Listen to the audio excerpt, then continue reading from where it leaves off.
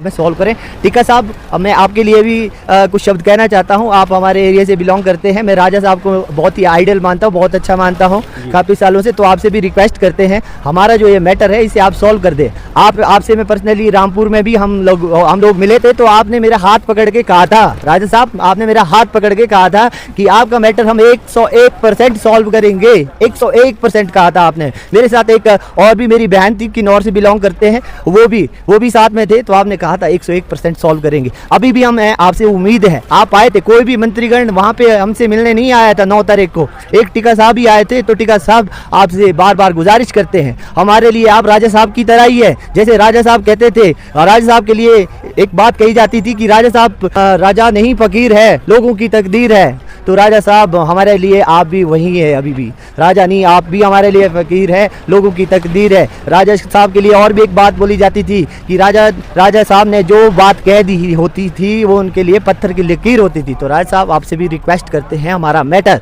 जल्द से जल्द सॉल्व करें। हमारे राजा साहब के लिए एक बात बोली जाती थी कि राजा साहब ने जो बोल दिया है वो पत्थर की लकीर होती है। तो टीका साहब आपने ये जो पॉइंट था इसको आज साबित कर दिया है। और रामपुर से भी आपसे मुलाकात हुई थी, तो मेरा हाथ पकड़ के आपने कहा था कि आपका मैटर 101% हम निकाल के रहेंगे, विश्वास रखना। तो आज वो विश्वास को आपने डगमगाने नहीं दिया है। टीका साहब आपका बहुत बहुत धन्यवाद करते हैं हम।